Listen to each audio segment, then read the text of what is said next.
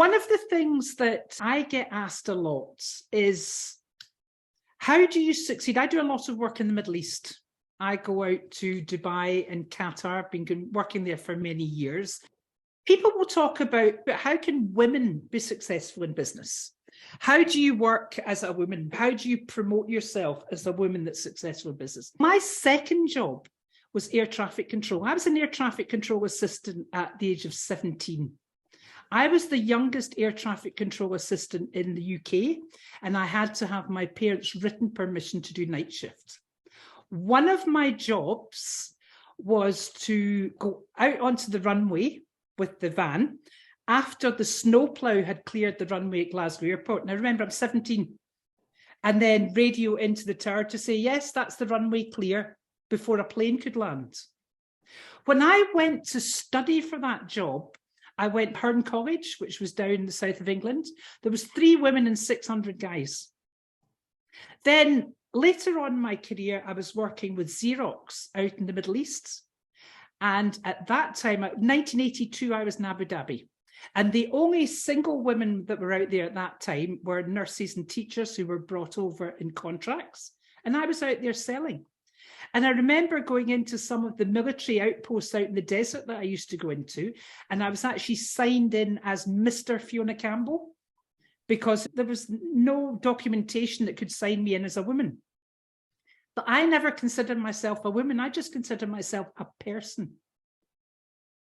So sometimes when people say, how do you manage as a woman in business? I just say, I am no different. I'm doing my job as a person. I don't actually differentiate. And sometimes when you do that, when you actually say, what I'm doing the best that I can do with the skills and knowledge that I have, and understand that no matter how confident other people seem to be, the majority of people are going through their doubts as well. But it's only when you start to voice them. The number of people I hear saying, oh, I've got imposter syndrome for that, I've got imposter syndrome for the next thing, and it's self-labeled. Now, remember what I said at the beginning, this is for education purposes only. If you have been diagnosed by a medical profession, then this is a different thing altogether. But what we're looking at is the people who self-diagnose. You're coaching clients that come and tell you, oh, I've got imposter syndrome. The first thing I say is, who's diagnosed you with this? So I tell myself that I know. How do you know that? I'm no good at this, I'm no good at that. So it's understanding that this can come, it's just a way of labeling what you do. Now, all behavior comes from a thought.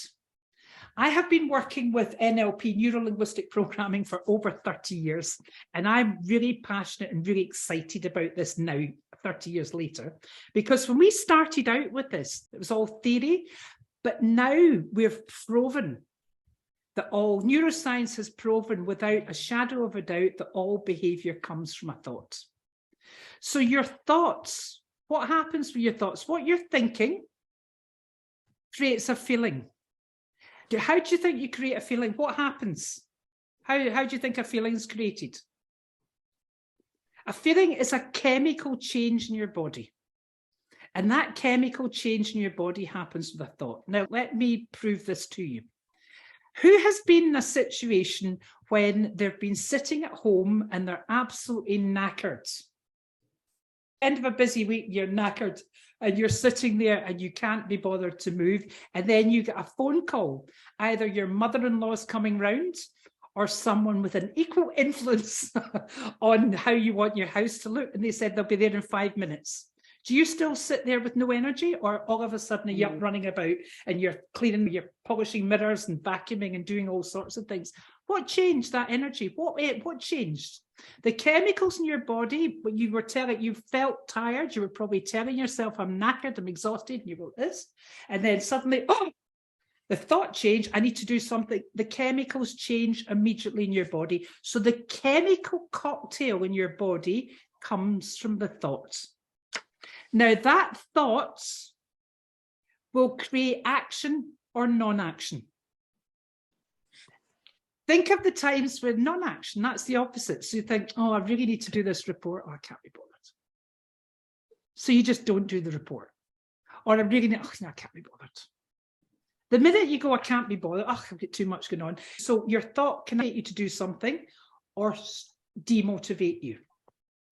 You know the phrase, if I think I can, it's from Henry Ford. If I believe I can do something, I'm right. If I believe I can't do something, I'm right. That has been absolutely proven. So what you're telling yourself is impacting on the results in every single thing you do. So when you change your thought, feelings change. When feelings change, action or non-action changes, which impacts on your results. Any questions with that so far? Have you ever thought about how everything comes from a thought? Okay, just look around your room.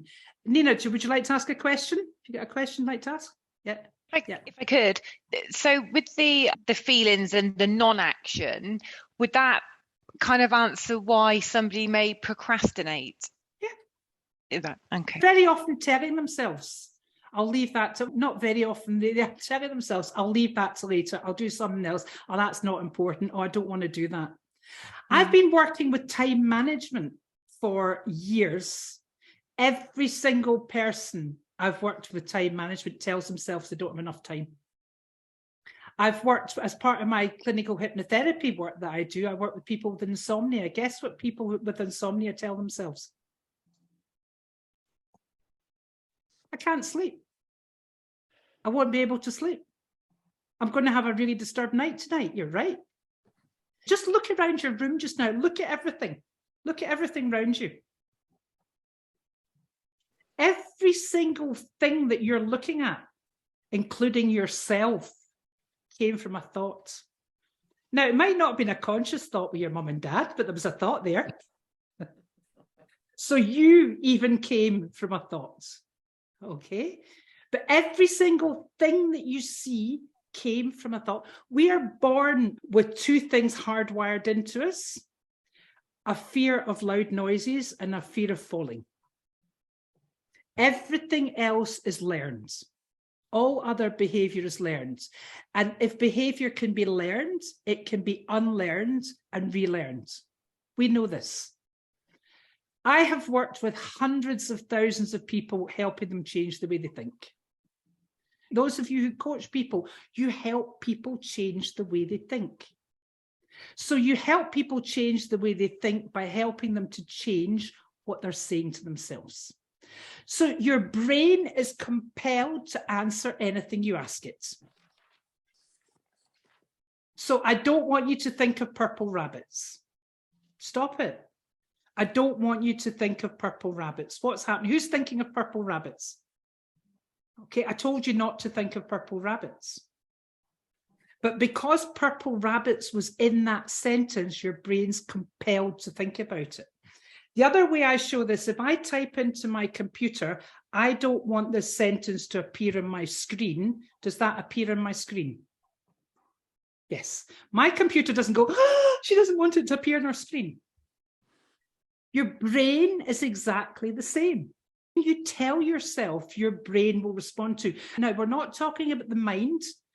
Science really doesn't know where the mind lives yet. We don't know the mind, we're not quite sure, but we know we have a physical brain in here. There's actually other brains. There's brain neurotransmitters in your heart, and there's neurotransmitters in your enteric brain, which is around your stomach.